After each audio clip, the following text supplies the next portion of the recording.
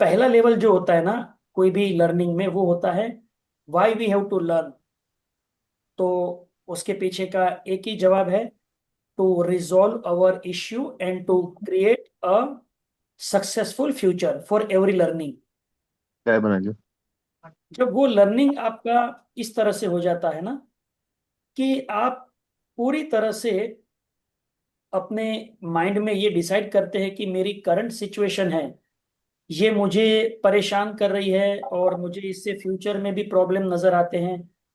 सो मुझे इसके लिए लर्निंग करनी पड़ेगी। तो फर्स्ट जो पॉइंट होता है वो होता है कि आप देखें कि आपका लाइफ में कहाँ पर आपको लर्निंग की जरूरत है।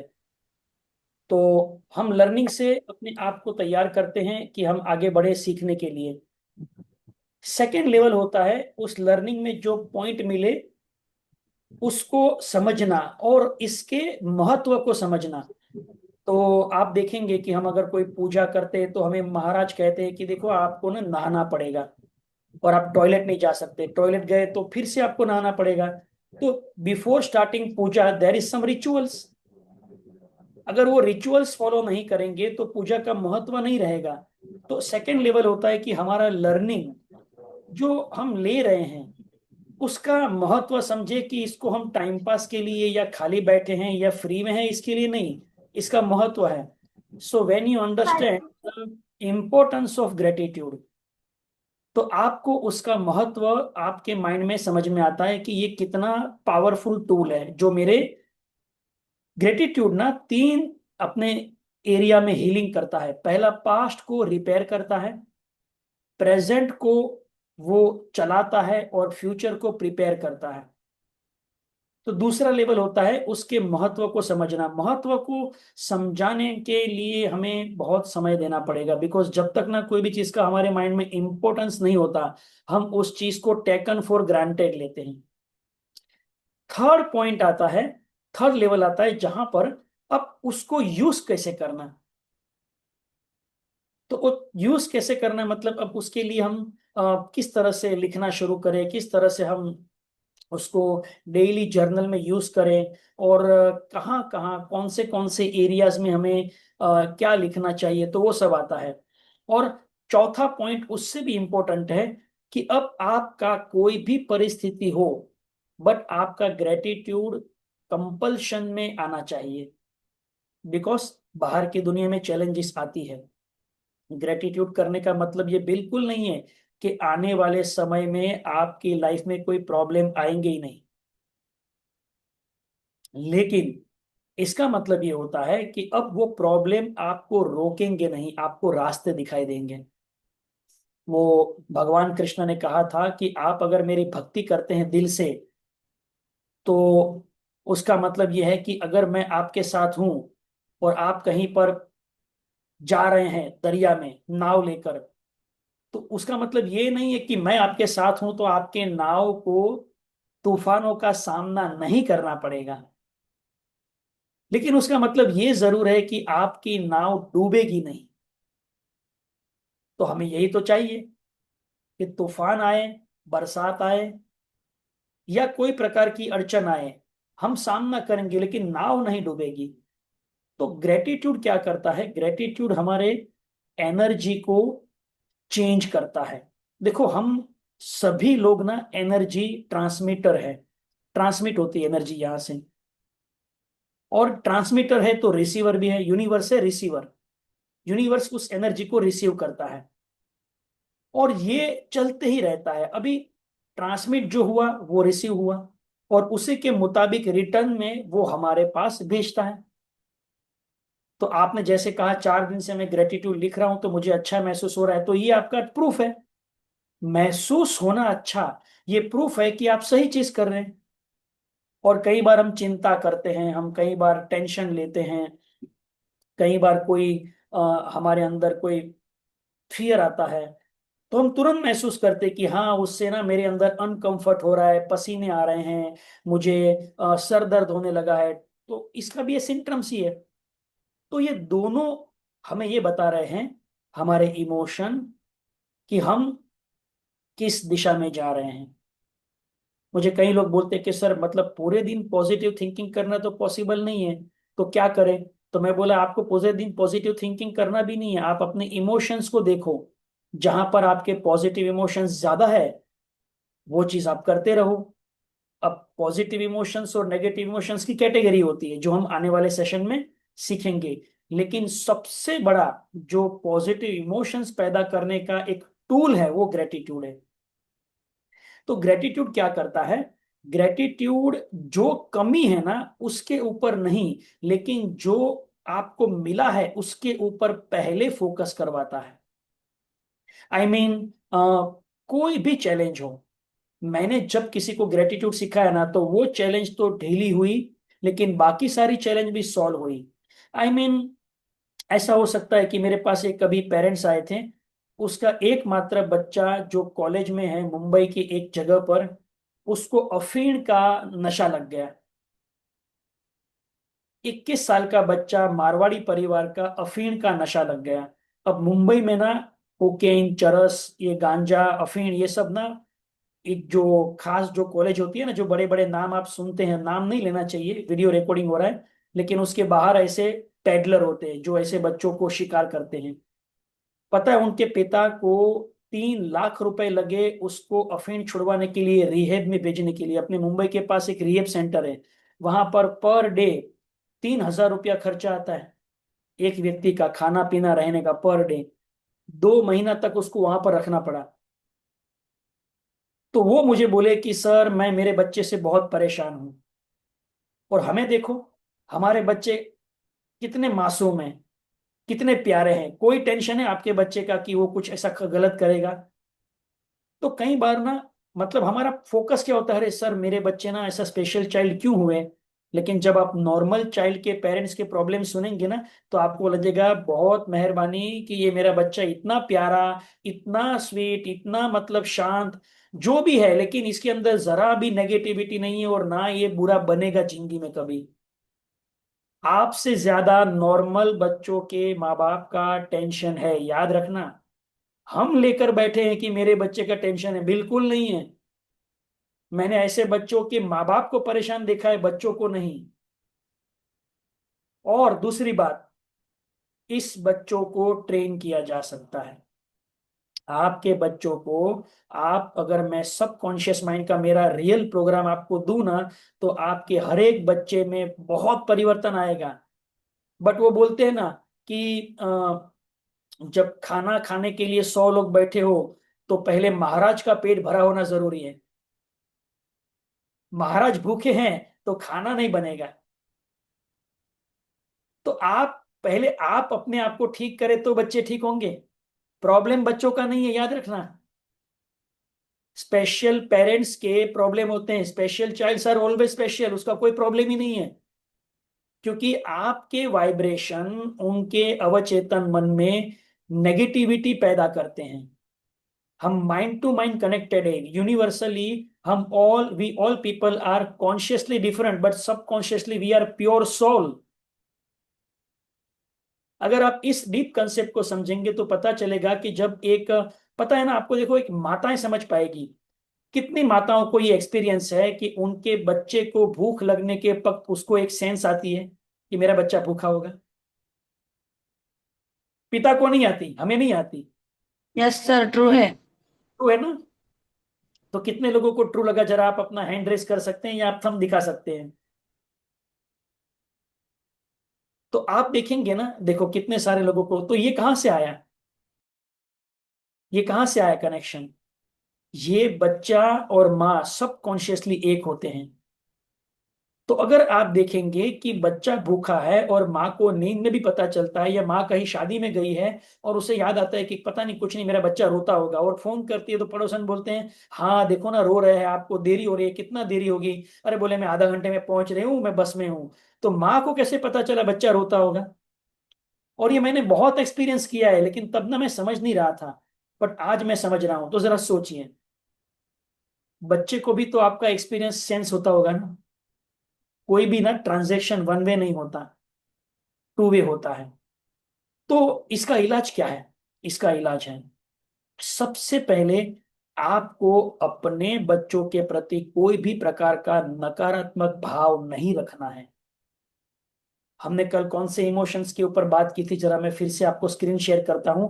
ये बहुत इंपॉर्टेंट है। देखो ये ना, नॉर्मल पेरेंट्स भी इसमें फंसे हुए हैं। और मैं बोलता हूं ना, आप लोग तो उनसे भी अच्छे हैं, क्योंकि नॉर्मल लोगों को ना इतना भी सेंस नहीं है कि हमें कौन से इमोशंस कंट्रोल करने चाहिए, जबकि आपकी सहन शक्ति बहुत ज्यादा है। लेकिन फिर भी मैं फिर से बताऊंगा, ये जो 5 इमोशंस है ना, सबसे पहला गुस्सा, किसी भी बात पर आता हो, कोई भी व्यक्ति पर आता हो। दूसरा, आलोचना, किसी के साथ में कुछ अच्छा हुआ, कुछ बुरा हुआ, हम क्रिटिसाइज करते हैं या खुद को क्रिटिसाइज करते हैं, मेरी वजह से ये हुआ, या कोई हमें क्रिटिसाइज करता है तो उससे हमारे अंदर गिल्ट आती है। उसके बाद हम डरने लगते हैं। और फिर हमारे साथ एक ईर्ष्या नाम का भी नेगेटिव इमोशंस आता है। ये बाहर के लोग आपको देंगे तो आप में क्रोध बढ़ेगा, आपको इसके द्वारा आलोचना करने का मन होगा, खुद की गलती के प्रति आपका गिल्ट होगा, आपको लोग डराएंगे तो आप डरेंगे, या फिर कहीं पर आपको जेलसी होगी। अच्छा देखकर जेलसी ना, कभी बुरे चीज को देखकर नहीं होती, अच्छी चीज को देखकर होती है। तो किसी के बच्चे नॉर्मल है और हमारे आसपास के लोग हमको ये बोल रहे हैं कि देखो, वो तो कितना अच्छा है, तुम्हारे पास ऐसा क्यों हुआ, तो वो जेलसी हमसे कर रहे हैं या हम हमको भी बढ़ा रहे हैं। लेकिन हमें इससे बाहर रहना है। याद रखना, ये चीज जो है ना, ये चीज हमारे लिए बहुत बहुत बहुत खतरनाक है। तो सिंपल है कि अगर ये सब कुछ है तो हमें करना क्या है। तो अब आपको ना एक सिंपल चीज है, मैं आपको बताऊंगा। सबसे पहले आपको अफर्मेशन लिखनी है। यहां पर मैं कुछ अफर्मेशन आपको शेयर कर रहा हूं। पहली अफर्मेशन आपको अपने लिए बनानी है। In the infinity of my life where I am, all is perfect, whole and complete. I am always divinely protected and guided. All is well in my world. मैंने हिंदी में भी लिखा हुआ है। मेरे जीवन के अनंत में जहां मैं हूं, सब कुछ अच्छा, परिपूर्ण और तमाम है। मैं हमेशा दैवीय रूप से सुरक्षित और निर्देशित हूं। मेरी दुनिया में सब कुछ अच्छा है। ये अफर्मेशन और ग्रेटिट्यूड में क्या फर्क है?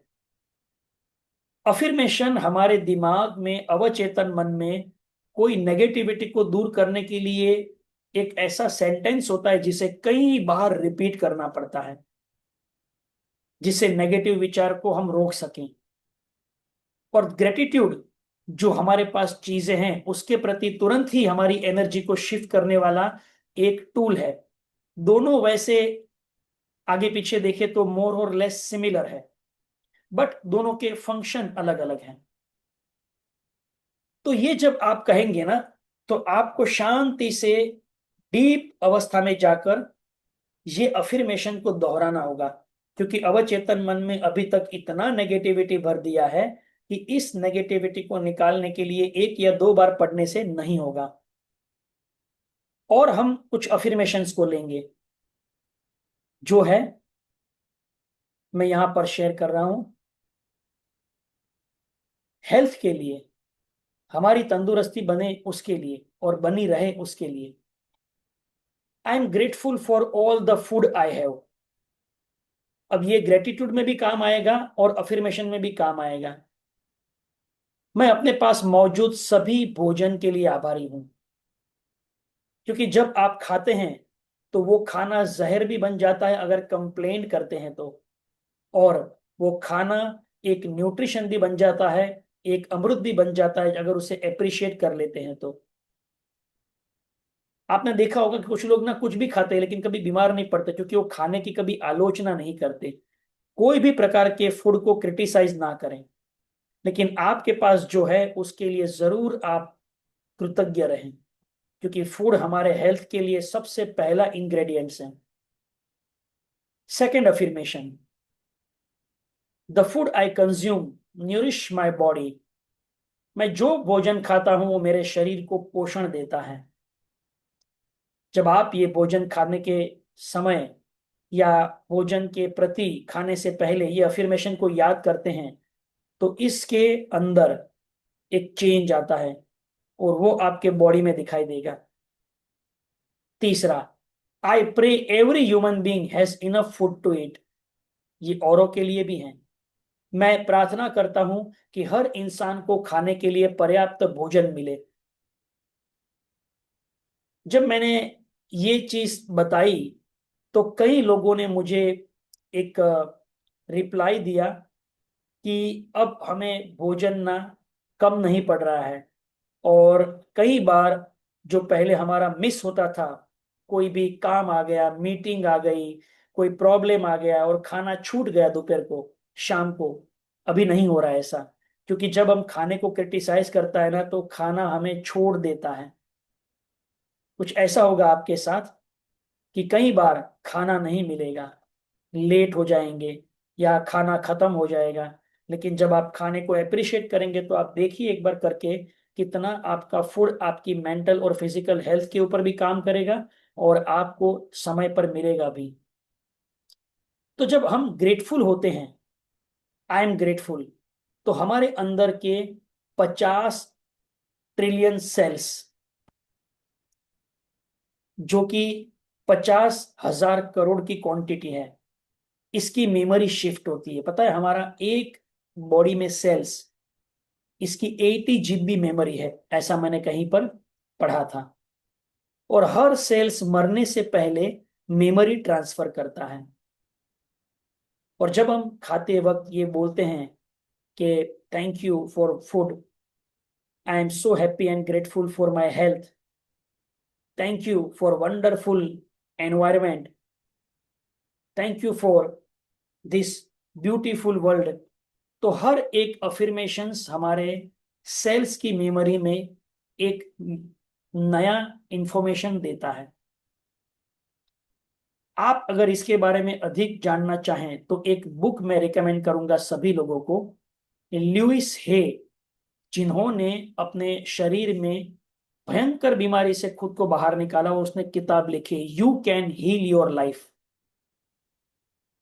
इस किताब में मैंने अपने मानसिक इलाज के कई सारे अफर्मेशंस बनाए, और उसी में से ये है, in the infinity of my life where I am, all is well in my world.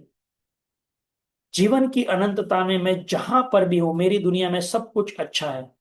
जब ये मैं बोलता हूं तो मेरा माइंड फिल्टर कर देता है बुराई को और अच्छाई को लेकर आता है, और तुरंत ही मेरा माइंड फोकस करने लगता है कि व्हाट इज गोइंग राइट।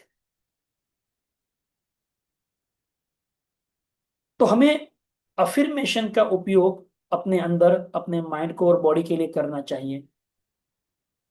मैं आपको ना कल, मतलब मंडे को, एक ग्रेटिट्यूड कैसे करना, अपनी इच्छाओं को हकीकत में बदलने का भी एक तरीका होता है। तो किस तरह से उस इच्छाओं को हकीकत में बदलने के लिए हमें अपने आप के साथ व्यवहार करना चाहिए, बातचीत का, उसके ऊपर हम काम करेंगे। तो ग्रेटिट्यूड कब करना, ये जब लोग मुझे पूछते हैं तो मैं बोलता हूं आप ग्रेटिट्यूड जब चाहे तब कर सकते हैं, क्योंकि नेगेटिव विचार भी तो हम सोचते नहीं है ना कब करना। तो ग्रेटिट्यूड भी कभी भी कर सकते हैं आप। और एक चीज याद रखना है कि अगर आपको उपवास करने का मन हो या चिंता करने की बहुत इच्छा हो, तो आप जैसे बोलते हैं ना, आज मेरा उपवास है तो मैं शाम को 6 बजे के बाद खाऊंगी, तो उसी तरह से आप नेगेटिव विचारों का भी उपवास कर सकते हैं कि आज शनिवार है, आज मेरा नेगेटिव विचारों का उपवास है, तो जो भी चिंता या डर है वो हम 6 बजे के बाद करेंगे। तो एटलीस्ट आप पूरे दिन में अपने माइंड को ये बोल सकते हैं कि हाँ भाई, तुम्हारी भी इच्छा पूरी होगी लेकिन शाम को 6 के बाद। तो कंट्रोल क्या करना है, हमें कई लोग पूछते हैं मुझे कि सर विचारों को कंट्रोल करना है। देखिए, विचारों को कंट्रोल नहीं किया जा सकता, गाइड किया जा सकता है। कंट्रोल नहीं होते, कोई भी चीज गाइड होती है। आप बच्चों को कंट्रोल करेंगे, बच्चे कंट्रोल नहीं होते, बच्चे को गाइडेंस दिया जाता है, बेटा ये करो, बेटा वो करो, चलो बाहर खेलने जाओ, चलो ये करो वो करो, तो वो करेगा। उसको कंट्रोल करोगे, चुप बैठ यहाँ पर, तो वो 2 मिनट के बाद फिर से वही हरकत करेगा। तो अभी अलग अलग एरियाज में अलग अलग चीजें होती हैं। अभी यहाँ पर मुझे किसी ने सवाल किया है, वो सवाल को पढ़ता हूं तो, how to forget negative past. Okay, तो इसके ऊपर भी हम एक सेशन लेंगे, ग्रेटिट्यूड का पास्ट फ्यूचर के ऊपर। लेकिन याद रखना, पास्ट को भुलाया नहीं जा सकता, क्योंकि हमारा माइंड है ना, दो ही चीज याद रखता है, या तो बहुत अच्छी चीज या तो बहुत बुरी चीज। नॉर्मल चीजें आपको याद नहीं रहेगी। आपको ऐसी शादी नहीं याद रहेगी जिसमें नॉर्मल खाना था, ऐसी शादी याद रहेगी जिसमें बहुत बढ़िया खाना था, या तो एकदम मतलब ऐसा खाना कि आपने कभी सोचा भी नहीं होगा। आपको ना बहुत अच्छे इंसान याद रहते हैं या बहुत बुरे याद रहते हैं? नॉर्मल लोग याद रहते हैं क्या? आपको महात्मा गांधी याद रहे होंगे, और आपको वो 9/11 को जो ब्लास्ट किया था वो याद रहा होगा, टेररिस्ट। लेकिन बाकी नॉर्मल लोग याद नहीं रहते। तो पास्ट ना, पास्ट की बुरी घटनाओं को कई प्रकार के लोग दावा करते हैं कि दिमाग से निकाल दो। ये टेम्पररी सॉल्यूशन हो सकता है, लेकिन वो परमानेंट दिमाग से नहीं डिलीट होता। तो क्या करना है? सिंपल है। आप उसी घटना को अपने माइंड में फिर से देखना शुरू करें, और उस घटना में अच्छा क्या था, या आज मैं ग्रेटिट्यूड से उस घटना को फिर से देखूं तो मैं क्या उसको अलग नजरिए से देख सकती हूँ। तो ही आप पास्ट के उस लहूलुहान मेमोरी से थोड़ा सा अपने आप को हील कर पाएंगे। देखिए, मीनिंग चेंज करना पड़ेगा। मीनिंग, घटना तो हो गई, लेकिन वो दुख क्यों दे रही है? क्योंकि आपने उस घटना में मीनिंग जोड़ दिया। और मीनिंग का मतलब होता है कि यहां पर कुछ गलत था, या कोई दोषित था जिसे हम स्वीकार नहीं रहे हैं। तो हम, अभी हमारे 21 दिन है ना, इसमें आप लोगों ने जैसे सवाल किया, तो आप अपने चैट बॉक्स में भी टाइप करिएगा कि आपके क्या क्या प्रश्न है, तो उसके ऊपर भी हम क्वेश्चन आंसर लेंगे। बस मैं इतना ही कहूंगा कि जिंदगी ने ना आपको अच्छा भी दिया है और बहुत अच्छा भी दिया है। क्या मैं जो बोल रहा हूं आप सुन पा रहे हैं? जिंदगी ने या तो हमें अच्छा दिया है या बहुत अच्छा दिया है। बुरा, ये मेरा विचार है। याद रखना इस बात को। आज पूरे दिन ना अपने पास्ट में चले जाओ, और हर एक घटना को आपने जो अभी तक सीखा उस नए नजरिए से देखो। क्या वो चीज बुरी थी, या उसके उसको हमने हमारे इंटरप्रिटेशन से बुरा बनाया? कोई भी चीज ले लो, कोई भी चीज ले लो। देखो, बातों बातों में 4-5 मिनट और चली गई। कई लोगों को होता है ना कि सर हमारा टाइम हो गया, अभी आप बंद नहीं कर रहे और हम छोड़ भी नहीं रहे हैं। तो आज के कॉन्वर्सेशन को यहीं तक रखते हैं। कल संडे है, मजे करिए आराम से। कल टेंशन नहीं है कि 7:45 लॉग इन करना है। मंडे फिर से मिलेंगे। मंडे को मैं आपको कुछ ग्रेटिट्यूड लिखने की तरकीब बताऊंगा। एक एक एक हर एक चीज का एक वे होता है। तो ये जो वे होता है, ये वे के ऊपर काम करेंगे, किस तरह से हम उसको एक रूटीन में लेकर आए। राइट। अशोक सर, आप बात करना चाहें आप बात कर सकते हैं। और कुछ सवाल हैं, किसी ने यहाँ पर चैट बॉक्स में टाइप किया है, लेकिन मुझे लगता है कि आप चैट बॉक्स के बदले ना, आप अपने व्हाट्सअप पे आप जाइए, एक्टिव होइए, क्योंकि वहां पर एक्टिव होने से ना लोग भी पढ़ेंगे। आप अच्छा शेयरिंग लिखिए आज के कुछ पॉइंट्स को आपने। मैं अप्रिशिएट करता हूँ उन लोगों को जो कुछ ना कुछ लिखते हैं कि क्या सीखा। तो जो लोग नहीं आ पाए, पेरेंट्स जिनका कोई चैलेंज है, एटलीस्ट आपके शेयरिंग से वो पढ़ तो पाएंगे। Yes Ashok sir. There are two things just कि जी। मन को कंट्रोल करने के बारे में किसने बोला था कि don't don't try to control the mind, it will not get control, it will bounce back, but try to make a friendship with your mind so that you can mold it the way you want. Yes. And second thing, I just want to ask the difference. There's a very thin line between the gratitude and affirmation. Right. So what is that difference? Affirmation क्या होता है ना कि मेरे अंदर ना कोई एक विचार बैठ गया जो निकलता ही नहीं है, तो मैं उसे बार बार बोलूंगा। जैसे ना किसी ने मुझे बचपन में बोल दिया, अरे तुम कुछ नहीं कर सकते, छोड़ो, तुम फेल्यूर हो। अब वो विचार को लेकर मैं बड़ा हुआ, हर बार कुछ करने से पहले मुझे वो विचार आता, मैं तो फेल्यूर हूँ, मैं तो फेल्यूर हूँ। तो अफर्मेशन क्या करती है, अब नई रियलिटी के लिए वो मुझे एक शब्द दिया जाता है कि I can do everything with efforts and training. तो अब मैं फेल्यूर हूं, वही रिप्लेस करने के पहले मुझे अवचेतन मन को बहुत बार ये बताना पड़ेगा। तो मैं कुछ कर सकता हूं शिक्षा के द्वारा, लर्निंग के द्वारा। तो ये पुराना जो है ना, आई एम फेल्यूर, वो अपने आप निकाल देगा अपना सब अवचेतन मन, जब उसको एक नया अफर्मेशन मिलेगा। तो अफर्मेशन को बार बार रटा जाता है, सेम टू सेम। और ग्रेटिट्यूड कोई भी अच्छी चीज के लिए किया जाता है, डिफरेंट डिफरेंट या सेम टू सेम। तो ग्रेटिट्यूड हमारा अवचेतन मन कभी रिजेक्ट नहीं करता, क्योंकि वो जो है या जो हो चुका है उसके प्रति, ग्रेटिट्यूड के प्रति अवचेतन मन का कोई विरोध नहीं है। अवचेतन मन के पास जो पुरानी मेमोरी भरी पड़ी है उससे वो विरोध कर रहा है कि तुम तो बेवकूफ हो, तुम कैसे बहादुर या तुम कैसे चतुर हो सकते हो, क्योंकि किसी ने बचपन में बोल दिया ना। हमारी सारी कंडीशनिंग बचपन में हो जाती है। बड़ा सिर्फ शरीर होता है, याद रखना। और हमारी कॉन्शियस मेमोरी को हम चैलेंज नहीं करते, हम अवचेतन मेमोरी से ही सोचते हैं हमेशा। तो इंसान तो बड़ा हो गया, लेकिन विचार वही है। To change that your negative way to the positive. हाँ। तो आपके ना कुछ ऐसे विचार जड़ बनाकर बैठे हैं कि जिसमें आप मानते ही नहीं खुद के बारे में, अच्छा मैं कर सकता हूँ, मुझसे हो सकता है, या चीजें फिर से ठीक हो सकती है, मैं ज्यादा कमा सकता हूँ, मैं हेल्दी रह सकता हूँ, मैं रिश्ता अच्छा बना सकता हूँ। कई बार लोगों को ना खुद के उस विचार के प्रति बहुत शंका होती है, तो वो अभी की नहीं है, वो बचपन की है। अब वो जब कोई बताए कि मेरा ये प्रॉब्लम है, तो मुझे एक ही सवाल उसको पूछना होता है कि आपकी बचपन में कोई ऐसी घटना याद करो जहां पर आप सबसे ज्यादा पॉजिटिव थे, और आप इस परिस्थिति में आए तो उस वक्त क्या हुआ था। तो जरूर उसका अपमान हुआ होगा सबके सामने, या उसका निष्फलता को लोगों ने बहुत ही ढंढेरा पीट के बताया होगा और उसको गिल्ट में डाला होगा कि निष्फल होना बुरी बात है। अब वो बड़ा तो हो गया, लेकिन वो अवचेतन रूप से इतना अंदर बैठ गया डर कि वो कोशिश ही नहीं करेगा। बोला कोशिश करेंगे तो निष्फल होंगे ना, उससे अच्छा छोड़ दो, निष्फलता का ताना नहीं चाहिए। ये बचपन की मेमोरी है।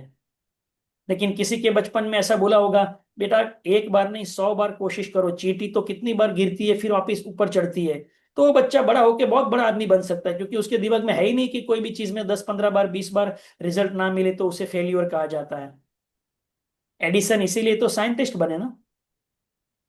सो हमारी थॉट्स ही हमें आगे लेकर जाती है और पीछे धकेलती है, बाकी तो दुनिया में कुछ नहीं है। पीपल्स आर ऑलवेज, हम सब एक ही हैं।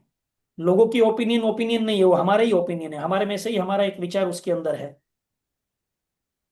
Right. So thank you so much for this wonderful participation. फिर से एक बार हम धन्यवाद करेंगे हर्षाली मैडम का, स्निक रिहेब फाउंडेशन का, बढ़िया प्रोग्राम्स अरेंज करने के लिए। और आप सभी पेरेंट्स का बहुत बहुत शुक्रिया, आप रेगुलर आ रहे हैं। मैं तो दिन नहीं गिन रहा हूँ, हर्षाली मैडम लिखते हैं 10 दिन 12 दिन, तो 21 दिन तक हम मिलते रहेंगे, सीखते रहेंगे। और मैं आप लोगों में बहुत ही बढ़िया ट्रांसफॉर्मेशन चाहता हूँ कि आप लोग बहुत ही खुश रहें, बहुत ही अपने इस ब्लेसिंग्स के साथ आगे बढ़े। मैं इसे चैलेंजेस नहीं कहता, मैं इसे कहता हूं आपके पास एक ब्लेसिंग्स है, बस इस ब्लेसिंग्स के साथ आप आगे बढ़ सकते हैं। तो इसी प्रोसेस को हर दिन करना है और एक्टिव रहना है। बाकी सब ऊपर वाले पर छोड़ दो। Thank you so much, thank you.